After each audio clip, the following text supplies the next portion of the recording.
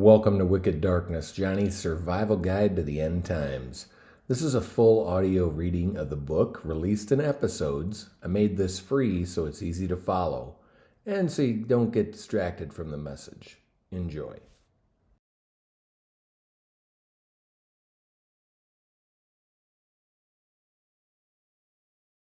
Wicked Darkness, Johnny's survival guide to the end times. Chapter 10 Part 1. The Serpent, the Dust, and the Invisible War. And Satan stood up against Israel and provoked David to number Israel. 1 Chronicles 21:1. Warning. If what I said before shook you, this will shake you more. This isn't about politics anymore. This is about you.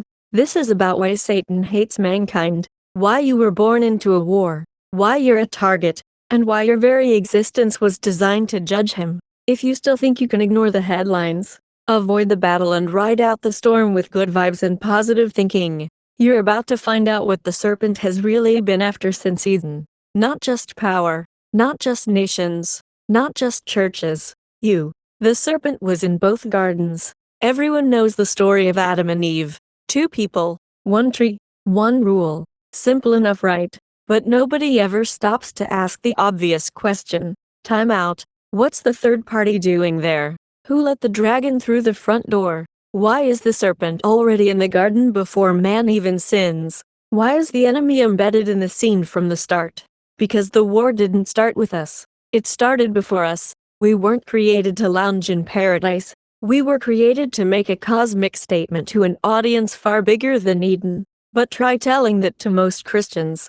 You'll get a head tilt. Maybe a polite, huh? Interesting. They don't see it. Revelation doesn't come from podcasts. It comes from God. Flesh and blood hath not revealed it unto thee, but my Father which is in heaven. Matthew 16:17. This chapter isn't about information. It's about confrontation. With pride. With deception. With the oldest lie ever told.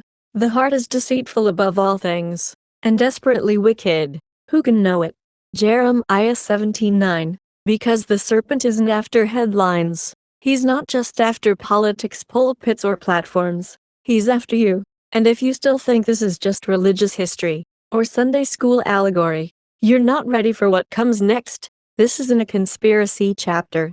It's a courtroom chapter. The verdict for the serpent. Already written. Why this matters? If you've made it this far, you might be wondering why I've spent so much time unpacking all this. The brotherhood, the church, the little pinprick, the whole spectacle, golden wallpaper, Apollo imagery, Masonic fingerprints hiding in plain sight. None of it is random. But this isn't about modern politics anymore. This is about something older, something deeper, something darker.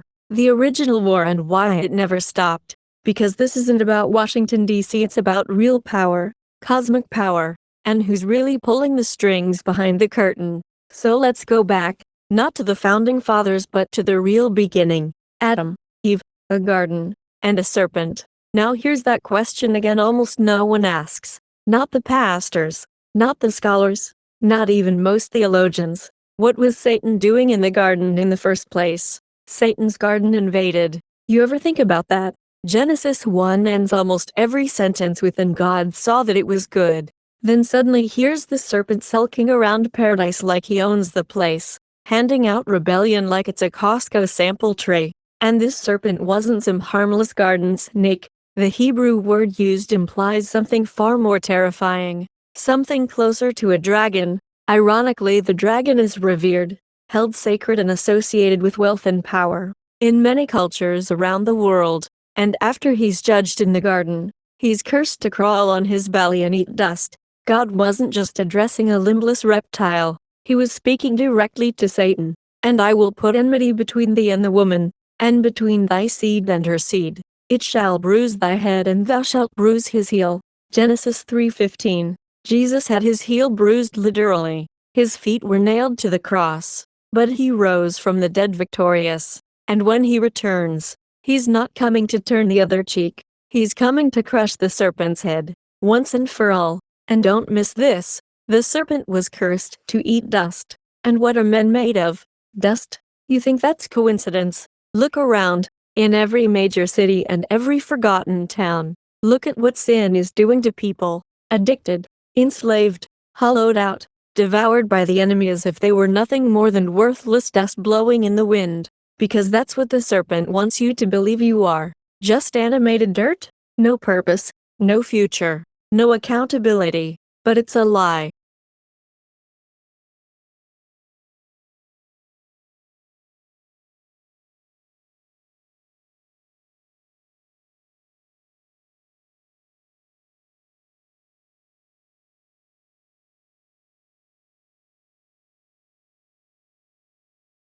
Hey, thanks for listening. You've just heard an episode of Wicked Darkness, Johnny's survival guide to the end times.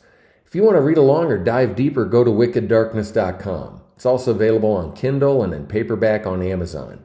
If this helped you, share it with someone who needs it, someone who's stressed, questioning things, or sensing that something in the world just isn't right, someone who can feel that something is off. Have them listen. Subscribe to follow the full series. It's free. People keep waiting for the wicked one to arrive.